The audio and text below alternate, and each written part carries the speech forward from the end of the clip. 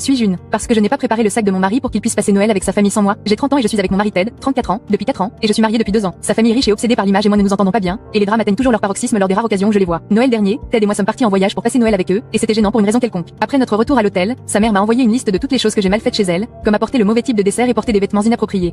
J'ai porté un chemisier et une veste en cuir et je ne me suis pas levée quand les invités sont arrivés. Cette année, ma belle-mère a seulement envoyé une invitation à Ted pour passer Noël avec la famille. Il m'a dit que sa mère ne m'avait pas invité à cause de mes points négatifs de l'année dernière et qu'elle aurait préféré qu'il soit seul là cette année. J'étais sidérée. Je lui ai demandé s'il envisageait vraiment de partir après que sa mère m'ait exclu et il a haussé les épaules et a dit oui parce qu'il n'avait jamais passé Noël loin de sa famille de toute sa vie et n'avait pas l'intention de rompre le cycle maintenant. Il m'a suggéré de sortir, d'inviter Regina, ma meilleure amie, ou simplement d'organiser ma propre fête et a dit mais rien de trop fou, capiche. J'étais contrariée, mais bon, s'ils ne veulent pas de moi, alors je ne devrais pas forcer et j'ai essayé de ne pas me sentir blessée et offensée. Hier, Ted est rentré à la maison en demandant si ses bagages étaient prêts puisqu'il était temps de partir. J'ai dit je ne sais pas et il était abasourdi. Il a paniqué en disant que je savais qu'il allait voyager dans sa ville natale et que j'aurais dû faire ses bagages comme je le fais toujours. J'avoue que faire ses bagages est ce que je fais, mais seulement quand nous voyageons ensemble, et j'ai pensé que comme il voyageait seul, il devrait les faire lui-même. Il a pété les plombs en disant que je l'avais juste fait arriver en retard et que j'avais gâché tous les arrangements.